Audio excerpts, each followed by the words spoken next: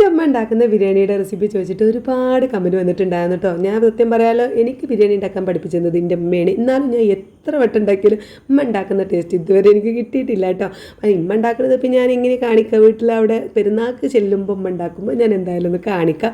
അപ്പോൾ ഞാനിന്ന് ബിരിയാണി ഉണ്ടാക്കുന്നത് നീനൂട്ടിൻ്റെ ഓർഡർ അനുസരിച്ചാണ്. അവൾ ഇന്നലെ വന്നപ്പോഴേ നാളെ ഉച്ചയ്ക്ക് ബിരിയാണി വേണം എന്ന് പറഞ്ഞിട്ടുള്ള ഒരു ഓർഡർ തന്നിട്ടുണ്ട് കേട്ടോ.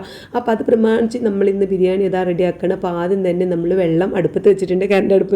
അത് നമ്മൾ എത്ര ഗ്ലാസ്സാണോ അരി എടുക്കുന്നത് അതിൻ്റെ ഇരട്ടി വെള്ളമാണ് ഞാൻ എടുത്തിട്ടുള്ളത്. അവിടെ കറണ്ട് അടുപ്പിൽ അതവിടെ ചൂടാവുന്ന നേരെ ഞാൻ ഉള്ളി ചെറിയതായി നൈസായിട്ട് അരിഞ്ഞിട്ട് അത് നമ്മളിതാ സൺഫ്ലവർ ഓയിൽ അതിൽ നമ്മൾ മൊരിഞ്ഞ് കിട്ടുന്ന രീതിയിൽ എടുക്കണം. അപ്പം പെട്ടെന്ന് മൊരിയാനായിട്ട് ഇച്ചിരി പഞ്ചസാര ഇട്ട് കൊടുത്താൽ മതി എന്ന് എൻ്റെ അമ്മ പറഞ്ഞ ടിപ്സാണ് കേട്ടോ.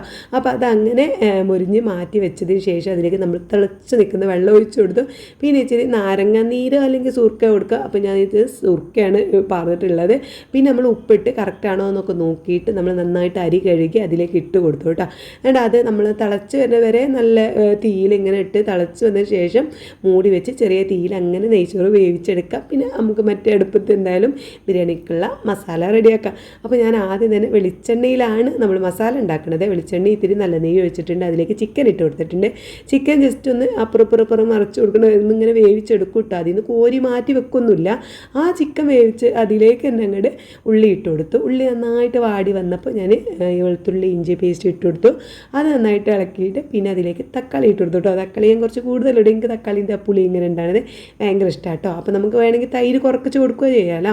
അപ്പോൾ ഞാനത് നന്നായിട്ട് ചെറിയ തീയിൽ ഇങ്ങനെ തക്കാളി വേവുന്നത് വെച്ചതിന് ശേഷം മല്ലിപ്പൊടി, കുരുമുളക് പൊടി, മഞ്ഞൾപ്പൊടി, പിന്നെ എന്താ പറയുക, ഗരം മസാല, ചിക്കൻ മസാല, ഏറ്റവും ഒടുവിൽ ബിരിയാണി മസാലയൊക്കെ ഇട്ട് കൊടുത്ത് അത് മസാലക്കൂട്ടൊക്കെ റെഡിയാക്കിയതിന് ശേഷം ഒന്നും കൂടി അങ്ങോട്ട് വേവിച്ച് ചിക്കൻ വെന്തതിന് ശേഷം നമുക്ക് നമ്മൾ വേവിച്ച് വെച്ച നെയ്ച്ചോറ് അതിലേക്ക് പകുതി ആദ്യം ഇട്ട് കൊടുക്കാം കേട്ടോ. എന്നിട്ട് പിന്നെ നമ്മൾ മുരിഞ്ഞ് മാറ്റി വെച്ച ആ ഒരു ഉള്ളിയില്ലേ അതിലേക്ക് ഇച്ചിരി മല്ലിച്ചപ്പൊക്കെ ഇട്ടിട്ട് അതുകൂടി മിക്സ് ചെയ്തത് നമുക്ക് പകുതിയിട്ട് ചോറിൻ്റെ മുകളിൽ ഇട്ടെടുത്ത് ഇച്ചിരി നല്ല നെയ്യ് ഒഴിച്ചു കൊടുത്തതിന് ശേഷം വീണ്ടും നമുക്ക് ഗീ റൈസ് ഇട്ട് കൊടുക്കുക. അത് പിന്നെ മുഴുവനായിട്ട് അങ്ങോട്ട് ഇട്ട് കൊടുത്തിട്ട് അതിൻ്റെ മുകളിൽ ഏറ്റവും മുകളിലായിട്ട് നമുക്ക് വീണ്ടും എന്ത് ചെയ്യാം, ആ ഒരു ബാക്കിയുള്ള ഉള്ളിയൊക്കെ ഇട്ടുകൊടുത്ത് നല്ല നെയ്യൊക്കെ ഒഴിച്ച് ഒരു 10-20 മിനിറ്റ് ദമ്മിട്ടതിന് ശേഷം നമ്മൾ അടിപൊളിയായിട്ടുള്ള ബിരിയാണി റെഡി. വീഡിയോ ഫുള്ളായിട്ടുള്ള വീഡിയോ നമ്മുടെ ചാനലിൽ ഇട്ടിട്ടുണ്ട് കേട്ടോ.